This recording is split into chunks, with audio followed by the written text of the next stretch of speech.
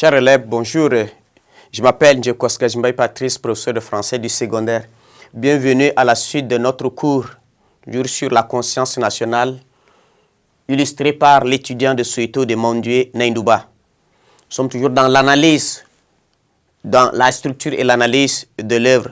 Au tableau 3 de 2, nous venons donc de voir la prise de conscience des élèves par rapport à un programme qui leur est imposé et qu'ils ont réagi.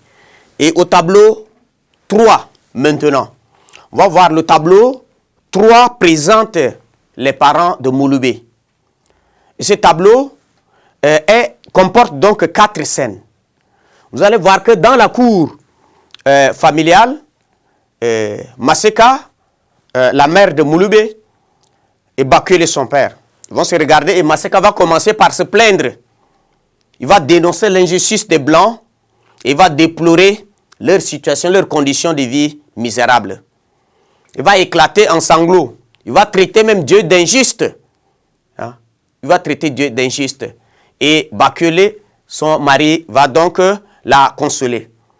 Après ces plaintes, il va donc prendre la cuvette pour chercher de l'eau au puits. Et c'est à son insu que Mouloubé va faire son entrée et il va engager un débat avec son père.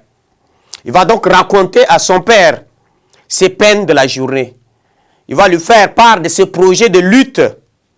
Et donc, en entendant cela, son père va essayer donc de le dissuader en lui racontant des tristes souvenirs des nombreuses luttes noires vouées à l'échec en Afrique du Sud. Et donc, déterminé, il va citer beaucoup de Grecs qui se sont noyés dans le sang. Il va dire que c'est par miracle que lui, il a pu quand même échapper à tous ces luttes-là.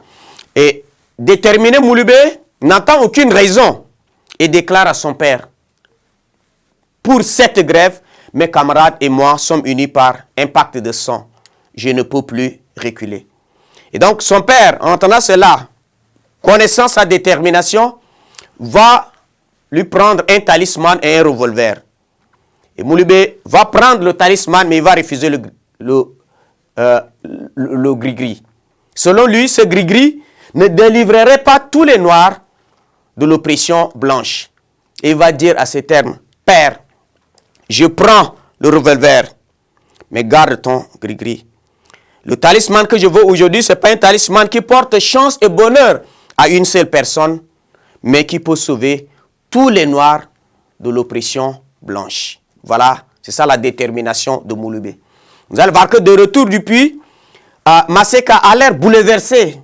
Puis quand il va apprendre par son mari que Mouloubé est parti pour une lutte, il va exprimer son indignation. Hein? Il craint que son fils unique soit tué ou maltraité en prison. Donc il accuse son mari de n'avoir pas assez fait pour le retenir. Et c'est ainsi que son mari va lui faire savoir que la liberté et le bonheur dont elle se plaint ne peut pas s'obtenir sans sacrifice. Et ensuite, il va la consoler. C'est à ce niveau qu'il va dire que nos ancêtres ont raison de dire que la femme est la pire ennemie de l'homme. Il peut le pousser dans l'excès de lâcheté comme dans l'excès de courage. Voilà, c'est ça ce qu'il va dire. Et donc, vous voyez, c'est à ce niveau. Donc, c'est le tableau 3 nous situe dans la famille pour nous présenter un peu la génération. Donc, à l'instar de la famille de Mouloubé ici, les parents de Mouloubé, ça représente toutes les familles noires en Afrique du Sud. Et merci, chers élèves, pour votre bien aimable attention. Et donc, rendez-vous à la prochaine séance qui sera donc portée sur le tableau 4.